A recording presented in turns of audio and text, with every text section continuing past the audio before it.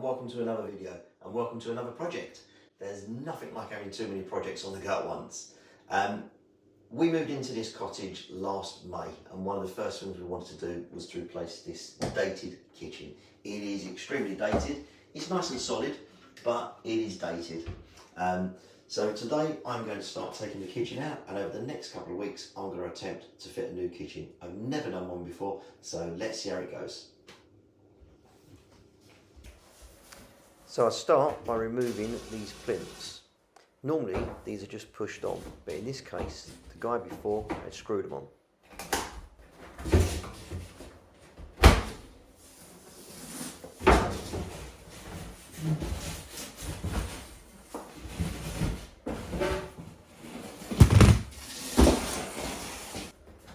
Next, it's out with a dishwasher.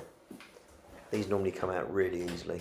A couple of screws either side and a couple of screws at the top.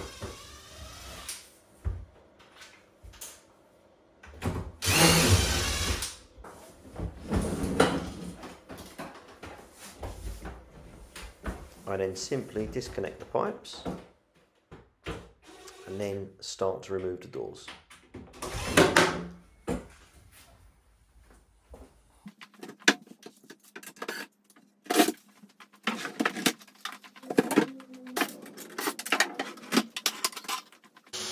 Now the worktops really proved to be a challenge. They were 30mm chipboard, like a normal worktop, but they'd been coated in some type of resin. It was done about 20-25 years ago to give a no joint effect in the kitchen worktops. Probably looked good at the time, but it started to crack and was a real challenge to cut through, as you can see.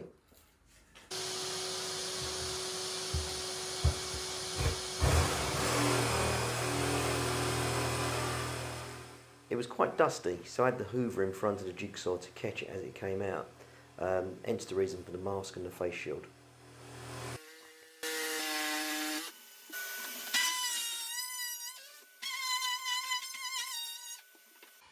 It was almost impossible to get it out in large pieces, it just wouldn't come out.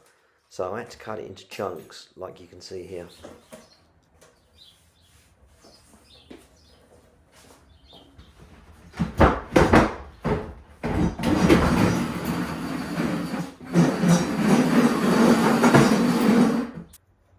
Now I'm not sure why, but one of the previous owners of the cottage had wired in a bell, and it would appear that the bell ran from the kitchen to the garage. I'm really not sure why, I've never seen it before. I'm guess maybe it was so his wife could let him know when his dinner was ready or something, I really don't know. It did make me laugh though. Obviously we had no need for it, so I disconnected it.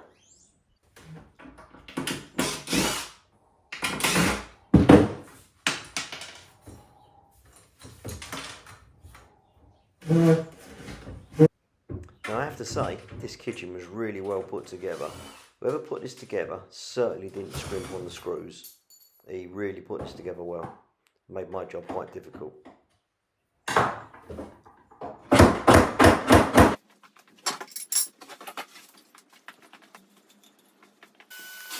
Now for another section of worktop. This time I went for a larger section, but didn't go too large because I have to say it's really heavy. I think it's probably more like 35 or 40mm plus the coating on top.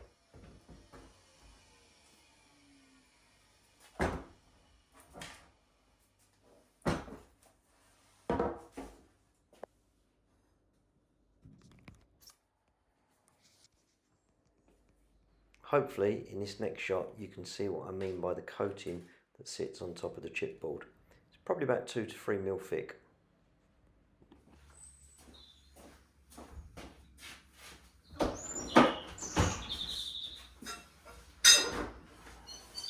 Next it was time to remove the fridge and the freezer, but I needed to keep these working because we didn't have anywhere else to store food until the new fridge freezer arrived.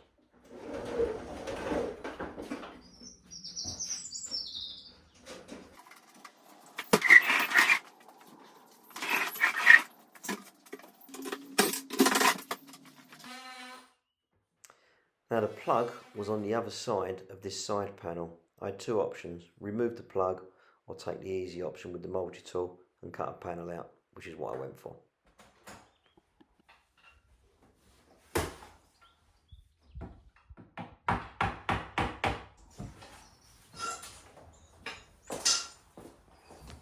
I actually think it would have been easier to just remove the two plugs.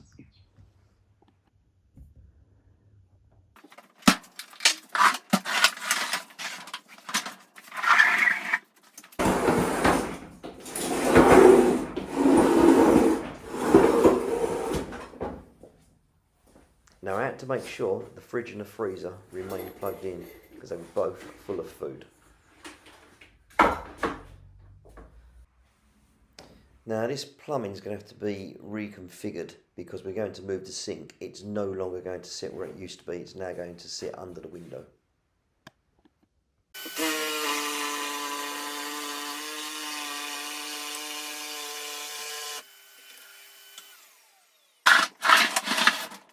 Now I knew that fridge or freezer would come in useful.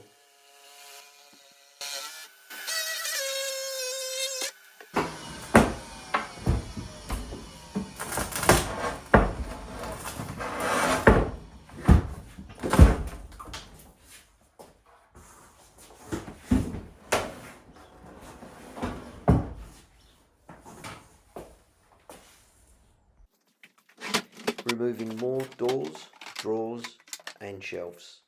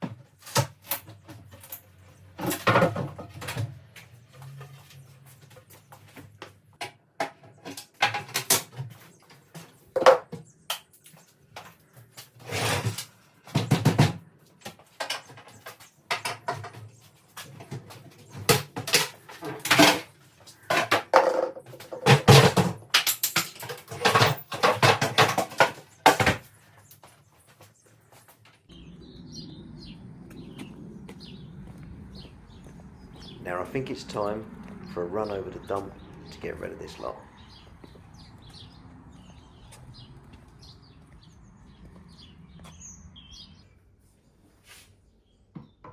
So that's most of the base units out. Now it's time to start removing some of these top units.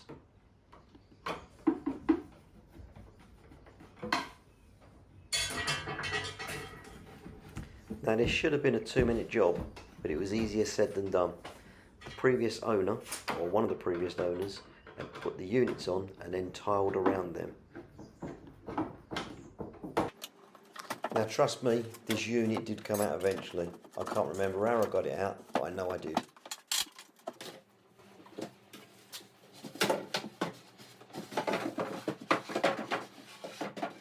Now this was fun and games because this shelf really didn't want to come out. Partly my fault, I should have taken the doors off first of all, would have made it a lot easier. So the easy option was to leave it in.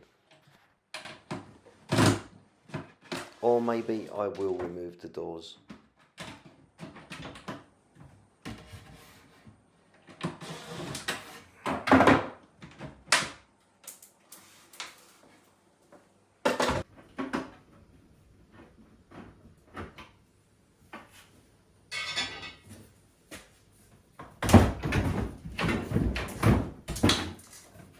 Now that was heavier than expected.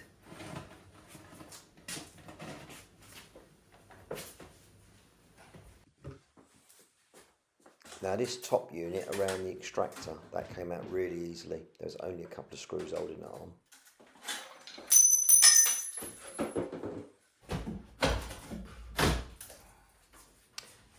Well, no hidden treasure, just a postcard from the previous owners, or one of the previous owners. Well, it's now really starting to look empty.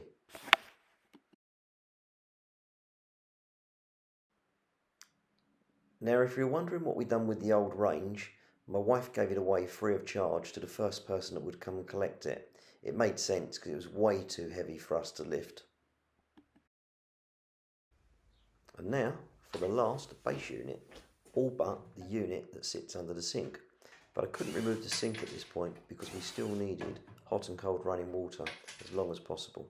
So we left that right to the last minute.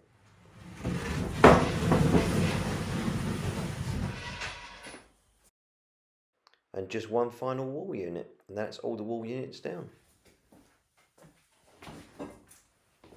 Now I was eager to see what would happen with these tiles, whether they would come off easily or whether they'd bring off half the plasterboard with them. You'll see in a second, they didn't come off very easily at all. The first couple, as you can see here, came off relatively easy, but as I got further down, it started to tear the plasterboard away.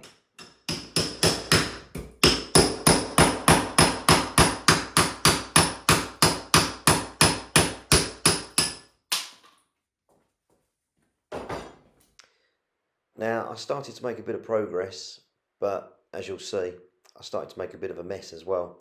The tiles were coming away, but bringing half the plaster away with them.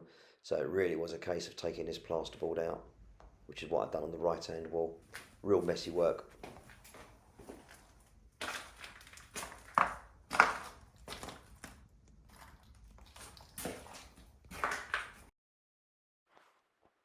Now as I removed the plasterboard, it started to get really interesting, and it started to expose the original beams, hinges. As you can see, some of these hinges, we don't know how old they are, but some of the beams are approaching 300 years old. So it started to get really interesting. Now as much as we needed the sink for washing up, it had to go because I couldn't really carry on with it in the way. So we had to bite the bullet, rip the unit out. Needed to get it out so we could start to replumb as well. I also decided that this plasterboard was way too far gone, so it was a case of cutting it all out. I ran a laser, as you can see, around, then got the multi-tool and started to cut it out piece by piece. The reason I was cutting it out in very small sections was because there was a lot of cables behind the plasterboard. I didn't have a clue where they were, so I thought better to be safe than be sorry and just remove a section at a time.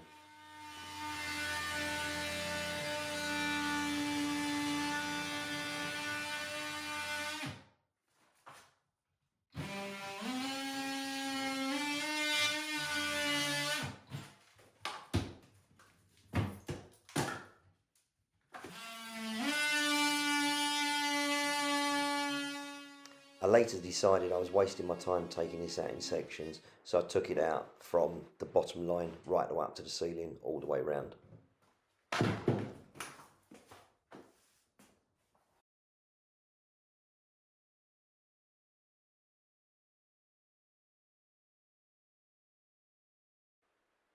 And there we have it, one empty kitchen, a blank canvas, all ready for the refit. The next job I'll do in part 2 is I will plasterboard the walls and plaster for the first time ever, and it will all be ready for the new kitchen. That will all be in part 2. Thanks for watching. See you soon.